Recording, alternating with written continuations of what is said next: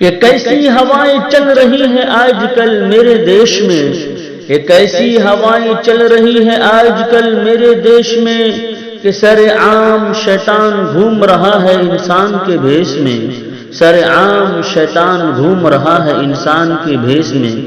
پیارے دوستو بزرگوں، حویلی جھوپڑی سب کا مقدر پھوٹ جائے گا، حویلی جھوپڑی سب کا مقدر پھوٹ جائے گا اگر یہ ساتھ ہندو مسلم کا چھوٹ جائے گا۔ محنت کریں کہ یہ پیار کے رشتے رہے قائم، محنت کریں کہ یہ پیار کے رشتے رہے قائم، یہ رشتہ ٹوٹ جائے گا تو بھارت ٹوٹ جائے گا۔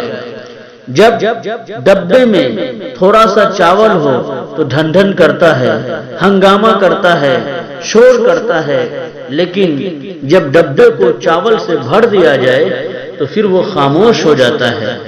دوستو بزرگوں، ہمارے درمیان ہیں پنکج کمار، جو پہلے پنڈت کے پد پر، پنڈت کے مقام پر قائم تھے شریمان جی، اب وہ الحمدللہ ایک ایشورواد، ایک اللہ تبارک و تعالیٰ کی عبادت کرنے والے بن گئے ہیں، چونکہ انہوں نے وید کو پڑھا، گیتا کو پڑھا، سنسکرت میں پی ایچ ڈی کی، اور انہوں نے پڑھا کہ بھگوت گیتا ادھیائے نمبر 18 اور شلوک نمبر 65 میں یہ آدیش دیا گیا ہے کہ من منا بھو مد بھکت مدھیاج مام نمسکرو مام وشیسی ستینتی پڑاتی جان پریو اسی میں، کہ اے لوگو میرے بھکت بن جاؤ، میری عبادت کرو، میری پوجا کرو، مجھے سامنے جھکو، مجھی کو نمسکار کرو۔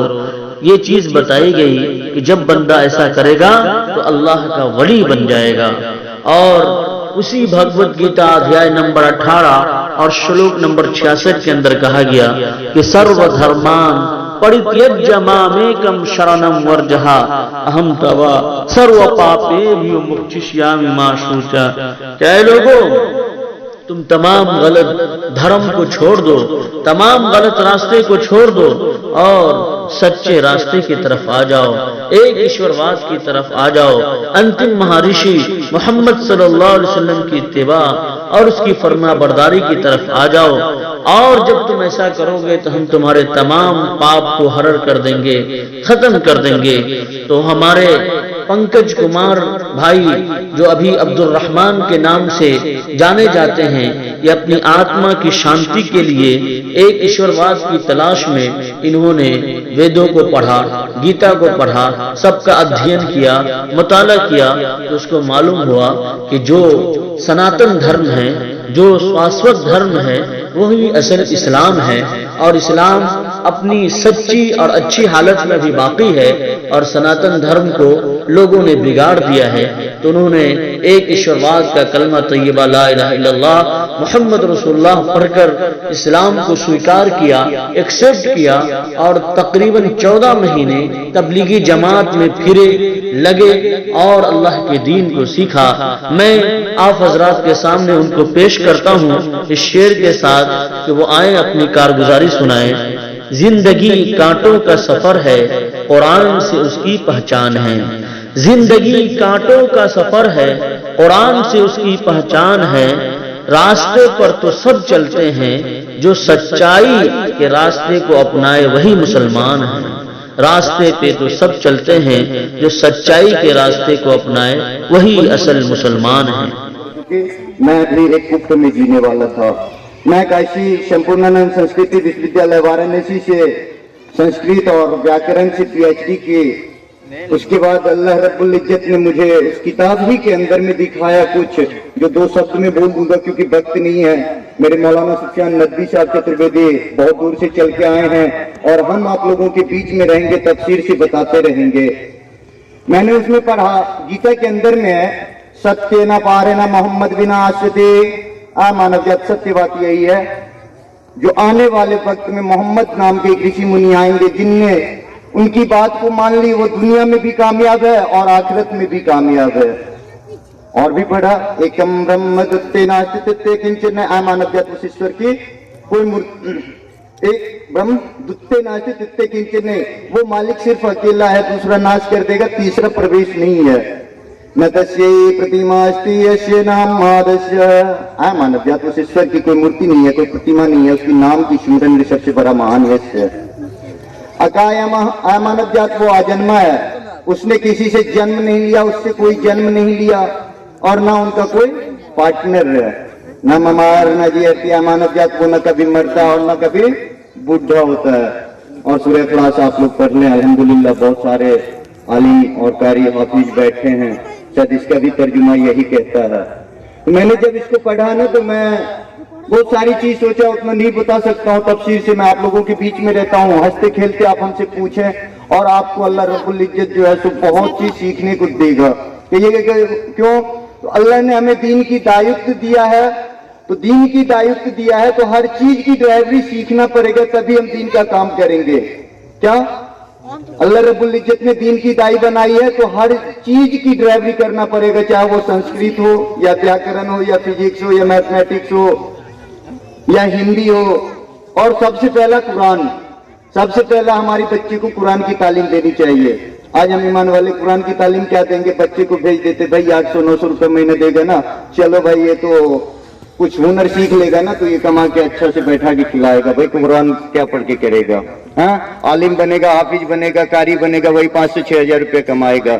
यही फितरत हमें खा रही है, क्योंकि अल्लाह रब्बुल इज्जत ने हम लोगों को बड़ी चीज से, बहुत बड़ी नेमत से नवाजा है, वो है ईमान। ईमान का बोले ला इलाहा इल्लल्लाह मोहम्मद रसूलुल्लाह, ला इलाहा इल्लल्लाह मोहम्मद रसूलुल्लाह।